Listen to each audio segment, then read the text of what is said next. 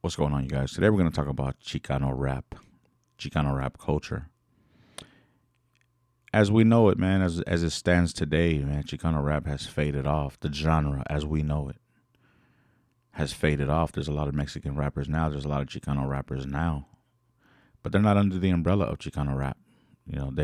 They've isolated themselves from that for a lot of reasons. The older fools still want to be the spotlight. They don't want to let the microphone go. They still want to be relevant in music, as they should, man. If that's your dream, if that's what you feel that you're designed to be, then I don't think there's an age for that, man. Be great.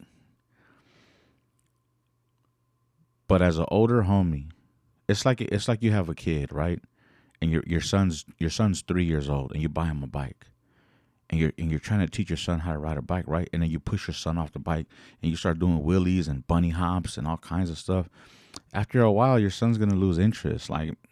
He's a baby and he doesn't know how to make logical sense of it, but he's eventually gonna go play in the dirt, or he's gonna go get a toy or something like that. He's gonna lose interest because every time you go outside with the bike with him, you want to take it over and you want to start doing endos and stuff and doing tricks and on the 3-year-old bike. That's kind of what Chicano rap, the youngsters are like with the older guys. It's like they want to shine. They want to improve. They want to get in the studio. They want to rap. They don't need you to keep bombarding and keep interfering. All the older guys like Mr. Criminal and all the other older Chicano rappers, man, they should just be giving game to the younger guys. Because all these guys went through something. They went through an experience. They went through something. What happens is when you don't teach somebody the game, when you don't teach somebody any information, then what that does is that you're leaving a little space for exploitation. You're leaving a space where you're not giving them the information that they need because you don't want to ruin an opportunity that you can take advantage. That's all that means. I don't care what nobody says, man. That's just my personal belief also. That's not facts. It's not written in stone. That's just what I believe, man. Because if a young homie came to me and said, hey, bro, I have a question. How do I do this? How do I start a podcast? I'm not going to be like, I don't know, homie. I don't know. You could start with gaming headphones. They have microphones. It's like you give them the limited or the wrong information. You don't want to put them up on game. Because you don't want them to win necessarily. But if a young homie taps into me and says, hey, big bro, what do I do to get a podcast, man? I'm trying to start my podcast. I only have this much money. I'm gonna show him everything I know about podcasting stuff in his budget. If I can't come off the top of my head with it, I'm gonna go and hunt stuff down for him because I'm gonna help him get to his best place. I don't think the older guys are helping the youngsters get to their best space. Now, you have a lot of guys that may be from different areas, and that's where the gang culture comes in at. Where I ain't helping them fools. Fuck them fools, I ain't helping that. Fuck them. But then it's not fuck them when you guys are featuring with each other and you guys are helping each other win. You guys are helping each other get money. Then it's not fuck them, Now it's like, now those are the homies. So it's a very complicated space. That is. And I think that just doesn't necessarily have to do with gang culture. I think that's just people in general. That's a human thing. That's a characteristic thing. So why haven't Chicano rap made it, man? A lot of homies think Chicano rap has made it, man, has gone up. And here's the thing about social media and the internet in general is the internet is still underground. Like Beyonce is a major artist, J. Cole is a major artist. Kendrick is a major artist. Like everybody that's rapping on YouTube, you guys are still on the underground, and it's great. The underground space is a thriving space. It's always going to win as long as you win on it. Remember, Too Short and them started on the underground. Conta's Most Wanted. All these rappers that we love today, man, they all started on the underground. So there's nothing wrong with being here. But at what point do you realize that you have to evolve? And when you evolve, you need skills to evolve. So when you go into these meetings, man, you go to these podcast platforms, You can't conduct yourself like you would on the street. Like you can't conduct yourself like you would in prison. You have to conduct yourself with manners. You have to conduct yourself with some type of control, man. You have to have some, like, what was your intention to be there? To crash out? What was your intention to be there? To talk shit about every other neighborhood? Like, what was you use your time, you use your spotlight on something else instead of using your spotlight on you and your business and your movement, your management company, your record company, your album, your songs. How can people buy merch from you? How can people order your CD? How can people book you if they want to book you for a show?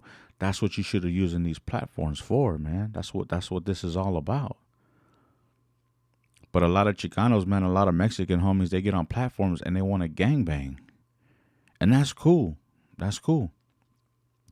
But we can't get mad when everybody else is winning and we keep falling. We keep losing, right? In music, there's skill levels. When you go get a job at McDonald's and you're the table cleaning kid, it's your first job, you're cleaning the tables.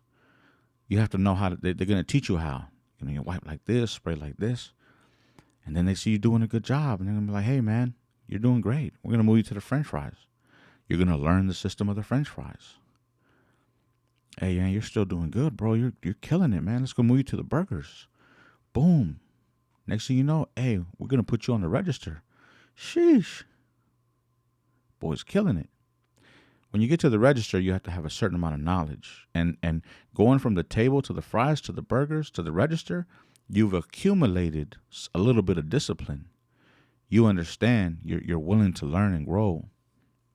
So when you get to the register, man, you got to start talking to people. And you can't be at the register like, hey, fool, what do you want, fool? You can't do that.